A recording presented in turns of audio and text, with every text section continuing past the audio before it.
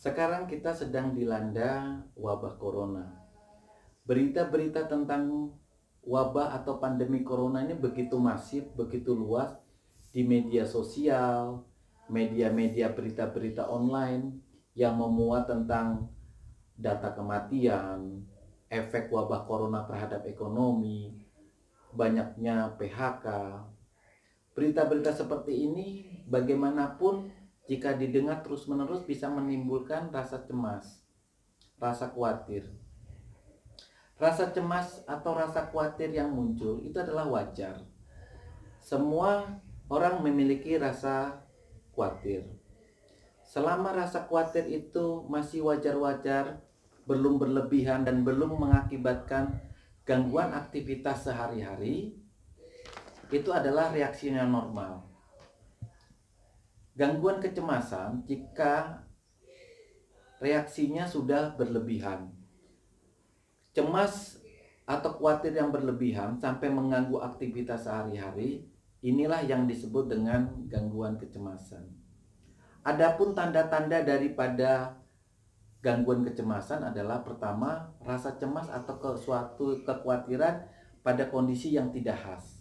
Misalnya, kita takut dengan makanan yang kita makan karena khawatir jangan-jangan ada virus corona pada makanan, atau kita khawatir baju yang kita pakai ini mengandung atau menempel virus corona.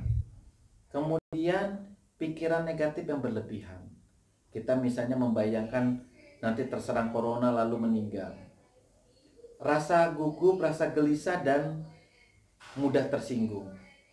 Kemudian ragu, takut sehingga menimbulkan gangguan sulit berkonsentrasi. Jika gangguan kecemasan ini berlanjut, itu bisa menimbulkan penyakit psikosomatis. Di klinik penyakit dalam banyak sekali pasien-pasien dengan gangguan psikosomatis. Nah, apa yang dimaksud dengan psikosomatis? Penyakit psikosomatis itu adalah gangguan pada kondisi fisik atau somatik yang disebabkan oleh stres atau cemas atau khawatir yang berlebihan. Di sini kadang cemas, khawatir atau depresi yang terjadi tidak terlalu menonjol. Yang menonjol itu adalah gangguan fisiknya. Yang sering terjadi misalnya adalah nyeri dada dan rasa berdebar-debar. Ketika dilakukan pemeriksaan meliputi rekam jantung, treadmill, echo, semuanya dalam batas normal. Penyebabnya ternyata adalah gangguan kecemasan. Walaupun juga berdebar-debar bisa juga disebabkan karena hormon daripada gondok yang berlebih. Nyeri dada, rasa panas di dada, dan nyeri ulu hati yang dirasakan sampai ke belakang. Itu juga disebabkan karena kelemahan daripada sphincter oesophagus bagian bawah yang disertai dengan refleks daripada asam lambung.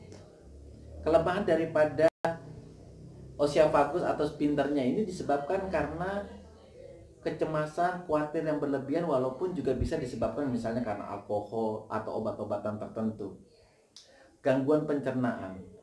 Gangguan pencernaan berupa nyeri perut, buang air besar berlendir, kemudian buang air besar kadang disertai dengan mencret, susah buang air besar, atau yang kita sebut dengan irritable bowel disease. Itu penyebabnya bisa saja karena gangguan kecemasan, walaupun bisa juga karena ketidaktahanan terhadap makanan tertentu, atau bisa juga karena gangguan hormonal. Sakit kepala di daerah depan atau daerah dahi disertai dengan nyeri kepala di pelipis sampai di daerah sini, daerah belakang kepala yang luar biasa hilang timbul, yang kita sebut dengan tension headaches.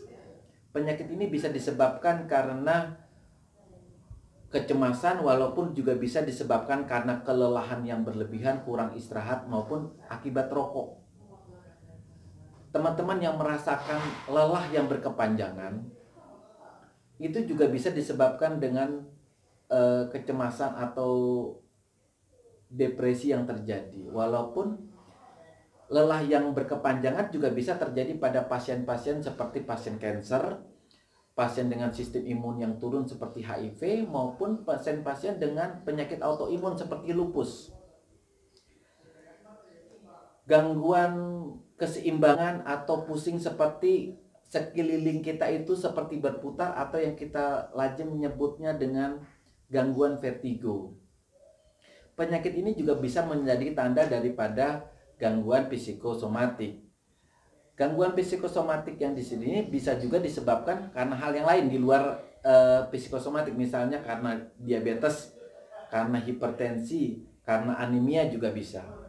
Ciri yang lain adalah sendawa. Sendawa juga bisa merupakan tanda daripada gangguan psikosomatis. Karena apa? Orang yang sering cemas, orang yang mengalami depresi biasanya sering menelan ludah bersama angin ke dalam mulutnya, sehingga terjadi penumpukan angin di dalam perut, akhirnya terjadilah sendawa, kurang tidur atau insomnia. Banyak berkeringat. Banyak berkeringat juga merupakan tanda daripada gangguan kecemasan. Kemudian menggigil. Menggigil tanpa disertai panas itu bisa saja merupakan gangguan kecemasan. Walaupun orang yang menggigil tanpa panas bisa juga karena kadar gula darah yang rendah, kadar hormon tiroid yang rendah, atau pasiennya dalam keadaan suhu badan yang rendah juga bisa mengakibatkan gangguan menggigil. Dan hari ini dokter akan memberikan tips tentang bagaimana kita mencegah jangan sampai berita-berita wabah corona ini bisa menimbulkan rasa cemas yang berlebihan atau gangguan kecemasan, dan jangan sampai kita juga menderita yang namanya penyakit psikosomatik. Demikian tipsnya. Mencegah gangguan kecemasan, lakukan hal-hal yang menyenangkan di dalam rumah. Dengarlah cerita-cerita tentang pasien yang sudah sembuh dari corona. Tetap tumbuhkan harapan, harapan tidak boleh hilang.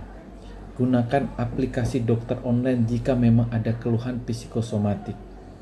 Daripada kita cemas, lebih baik kita di rumah kumpul dengan keluarga, berdoa agar Indonesia bebas dari corona.